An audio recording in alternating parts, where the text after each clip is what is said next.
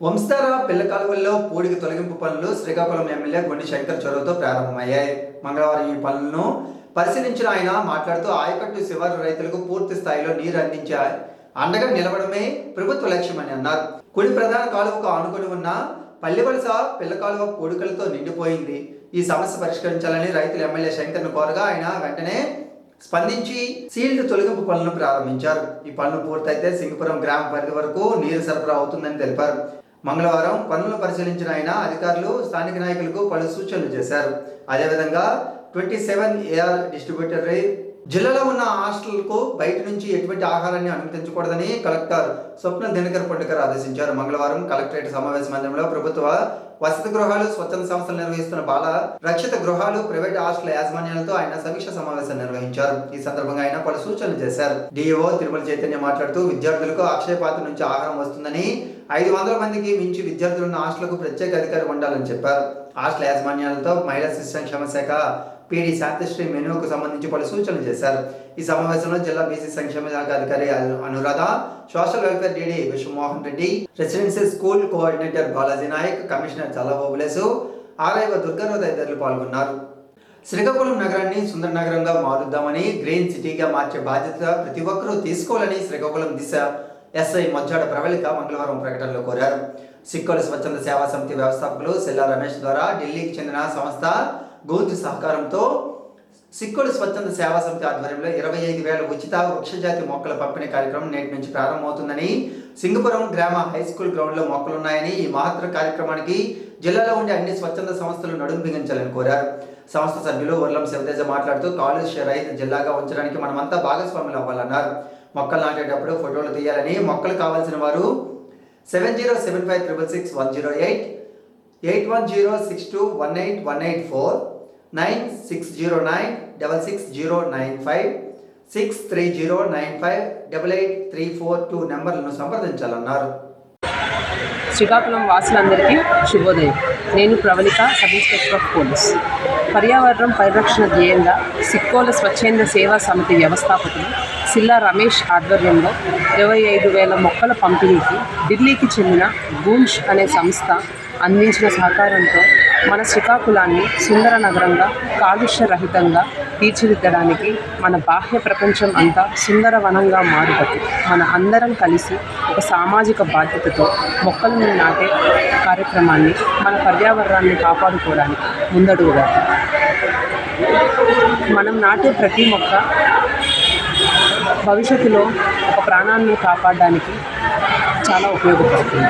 మనకి తెలియకుండానే మనం పర్యావరణంలో చేస్తున్న అనేక తప్పుల్ని కప్పిపుచ్చుకోవడానికి మనం వాడుతున్న ప్లాస్టిక్ వీటన్నిటిని రేపటి నాటి వస్తున్న సమాజానికి ఒక పచ్చని పర్యావరణాన్ని బహుమతిగా ఇవ్వడం కోసం ఈ కార్యక్రమం రూపొందుతుంది. రేపటి నుంచి సింగపురం గవర్నమెంట్ హై స్కూల్లో ఈ మొక్కల పంపిణీ అనేది కార్యక్రమం జరుగుతుంది.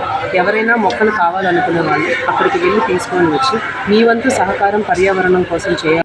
సమాజ సేవలో మనమంతా ముందుండాలని, ఏ ఒక్కరికి వలన ఏది సాధ్యపడదని, అందరం కలిసికట్టుగా చేస్తేనే సాధ్యపడుతుందని, జీవితంలో కొంత సమయాన్ని సమాజ సేవకు కేటాయించాలని పెద్దపాడుకు చెందిన పల్లా అప్పలసూరి మనవడు పట్టా సాయి కుమార్ అన్నారు. నీలం కాలనీకి చెందిన మానాపురం గౌరీ శంకర్ మనవరాలు కె దివ్యజ్యోతి 2 కిడ్నీలు పాడై మంచానికే పరిమితమైంది. వీరి దీన పరిస్థితిని తమ్మల వీధికి చెందిన తవుడు ఎమర్జెన్సీ బ్లడ్ సర్వీస్ నంది ఉమాశంకర్కు తెలపగా స్పందించిన ఉమా తన వాట్సాప్ గ్రూప్లో షేర్ చేశారు. తక్షణమే స్పందించిన సాయి కుమార్ 2 నెలలకు సరిపడే నిత్యావసర సరుకులను, కూరగాయలను, రైస్ ప్యాకెట్తో పాటు ఆమెకు అవసరమైన చక్రాల కుర్చీలు కూడా మంగళవారం అందించారు.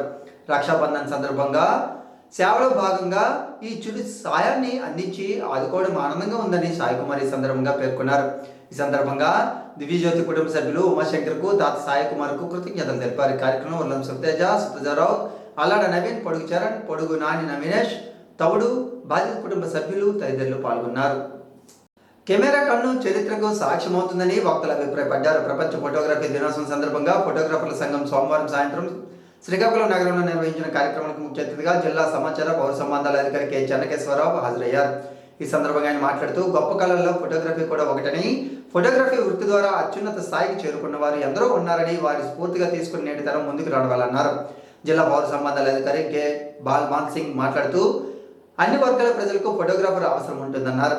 ఏపీయూడబ్ల్యూజేఎఫ్ రాష్ట్ర కార్యదర్శి కొంకెన్ వేణుగోపాల్ మాట్లాడుతూ సిపాయిల తిరుగుబాటు, స్వాతంత్ర పోరాటం, కొన్ని దశాబ్దాల క్రితం పరిపాలనా విధానం గురించి చరిత్రకు సాక్ష్యంగా ఫోటోగ్రఫీ నిలిచిందని తెలిపారు. ఎలక్ట్రానిక్ మీడియా అసోసియేషన్ అధ్యక్షుడు ఎస్ జోగినాయుడు మాట్లాడుతూ ఫోటోగ్రాఫర్ల సమస్యలు పరిష్కరించేందుకు జిల్లా అధికార యంత్రాంగం సహాయ సహకారాలు అవసరమన్నారు.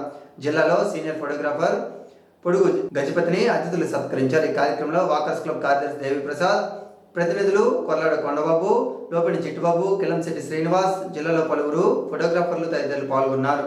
కోల్కతా నిర్భయ కేసులో నిందితులు ఎంతటి వారైనా వెంటనే చర్యలు తీసుకోవాలని, మెడికల్ కళాశాలలో జూనియర్ మహిళా డాక్టర్ను పాశవికంగా అత్యాచారం చేసి హత్య చేస్తే సాక్ష్యాధారాలు నాశనం చేసేలా రాష్ట్ర ప్రభుత్వం వ్యవహరించిన వైఖరి అనేక అనుమానాలకు తావునిస్తుందని బీజేపీ జిల్లా అధ్యక్షులు బెల్లంగి ఉమామహేశ్వరరావు అన్నారు.